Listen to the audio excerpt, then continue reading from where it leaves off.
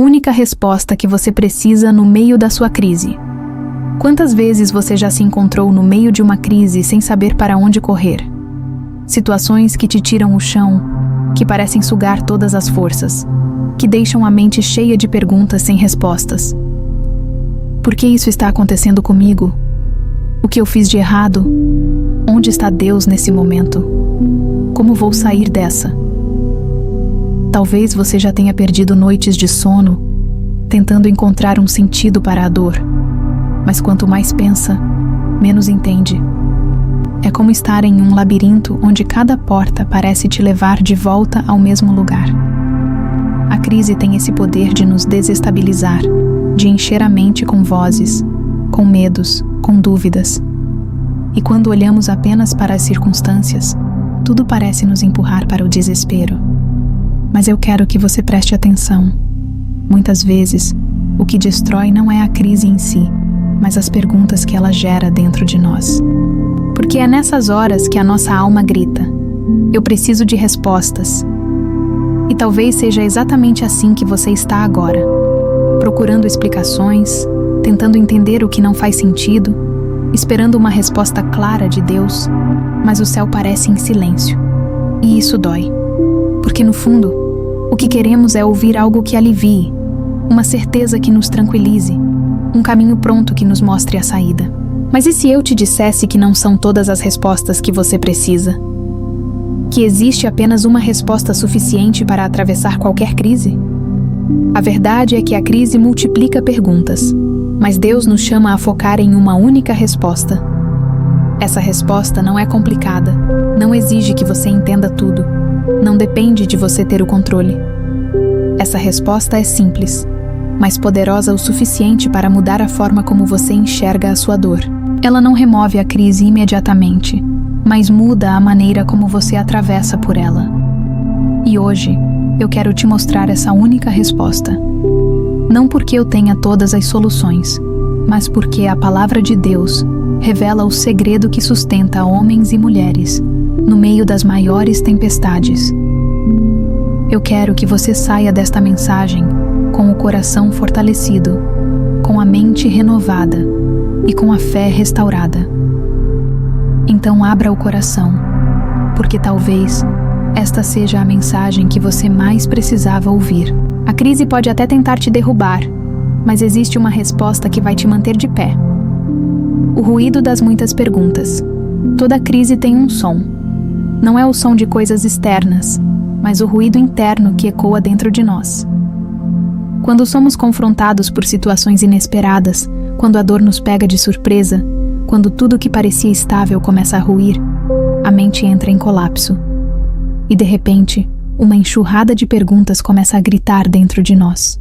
Perguntas que não se calam, que tiram o sono, que roubam a paz. Por que comigo? Até quando isso vai durar?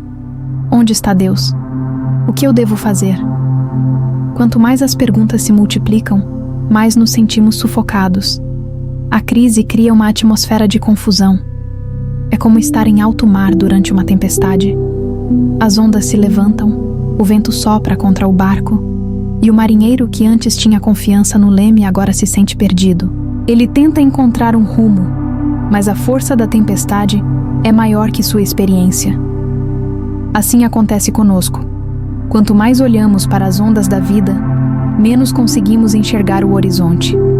Quanto mais tentamos responder a todas as perguntas, mais nos perdemos no meio da confusão. Os discípulos de Jesus viveram exatamente isso.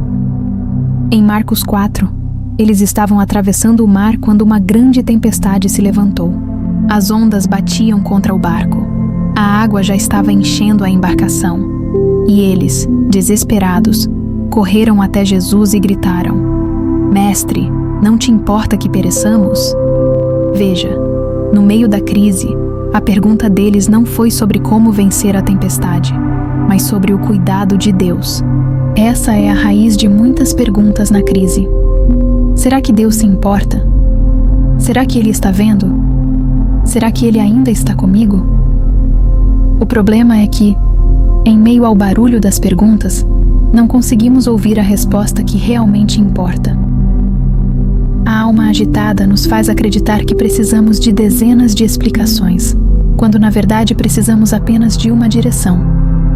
É aqui que muitos se perdem. Querem entender o porquê da crise, quando deveriam buscar o para quê. Querem controlar o que não pode ser controlado, quando deveriam descansar no que já está garantido. E talvez seja isso que esteja acontecendo com você. A crise que enfrenta gerou tantas perguntas que sua mente se tornou um campo de batalha. Você tenta encontrar sentido, mas não encontra. Você procura respostas humanas, mas elas não satisfazem. E quanto mais busca, mais frustrado fica.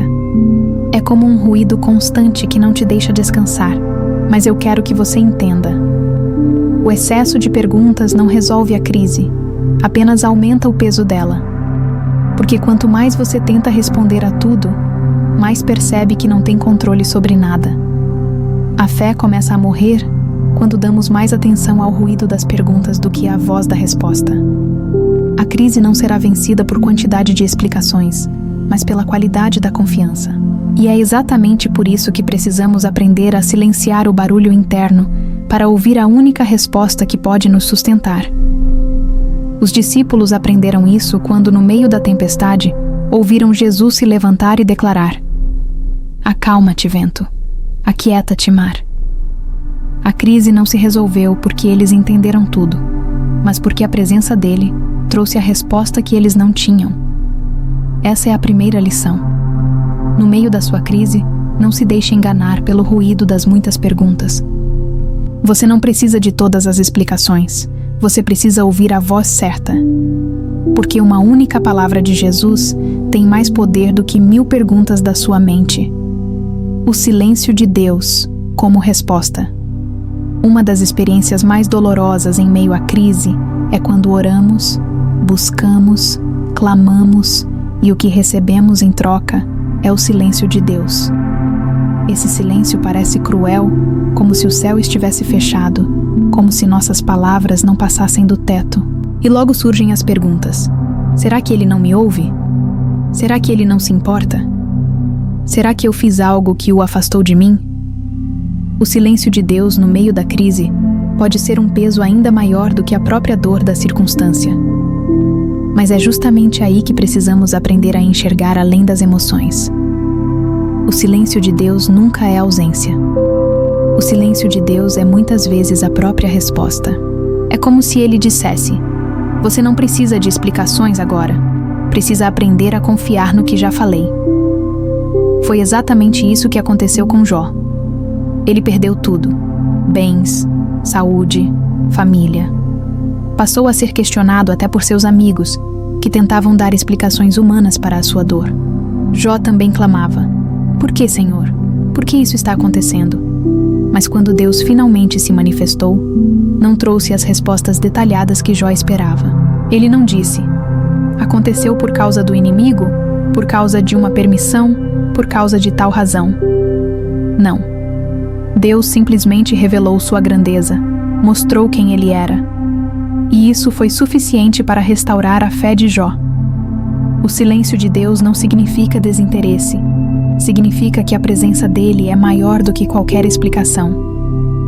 Às vezes, ele se cala porque quer que paremos de procurar lógica e comecemos a descansar na sua fidelidade. Ele não precisa responder a cada porquê, porque já nos deu a maior resposta de todas.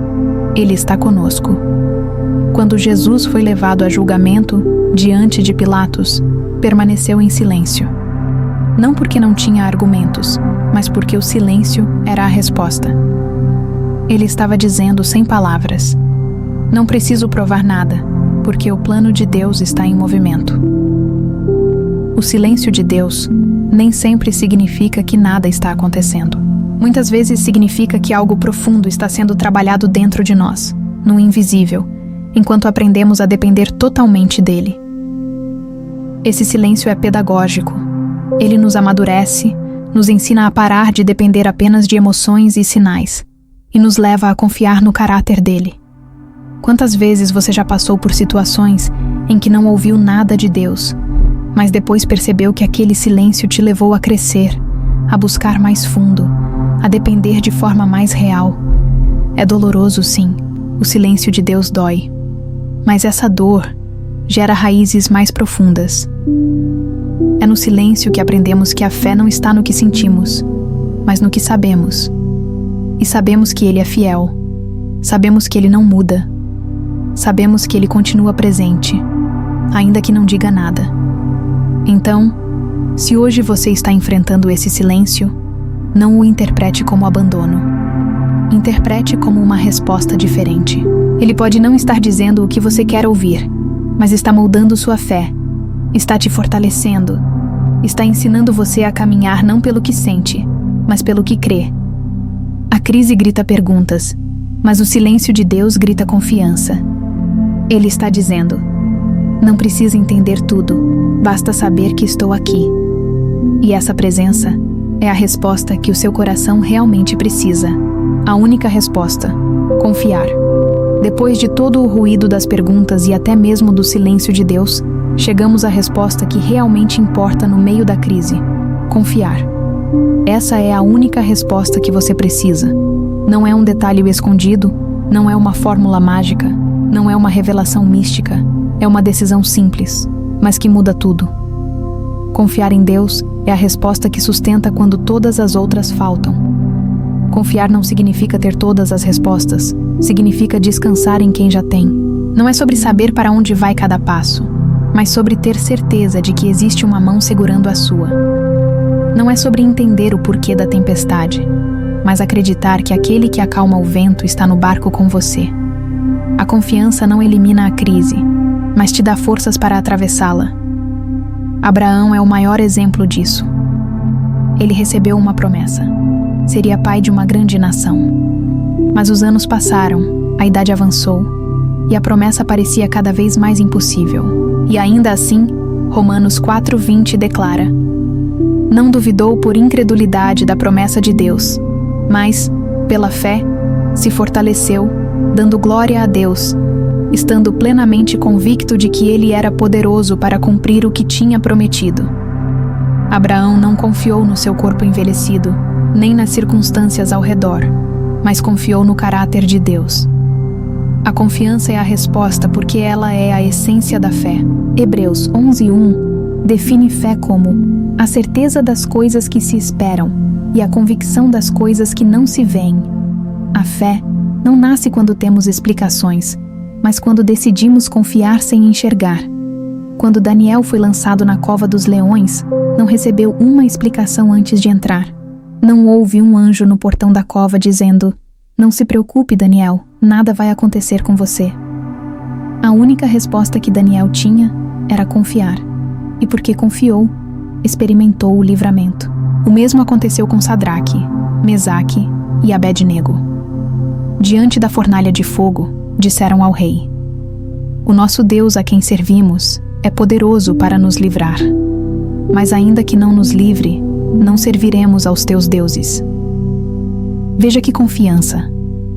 Eles não precisavam de garantias humanas. Bastava-lhes confiar no caráter de Deus.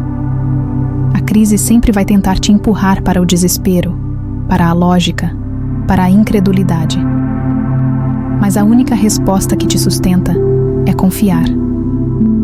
Confiar mesmo quando não entende. Confiar mesmo quando parece não fazer sentido. Confiar mesmo quando o céu está em silêncio. Talvez você esteja dizendo: mas confiar é difícil, eu não consigo.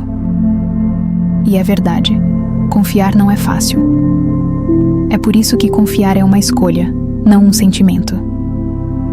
Não espere sentir confiança para decidir confiar.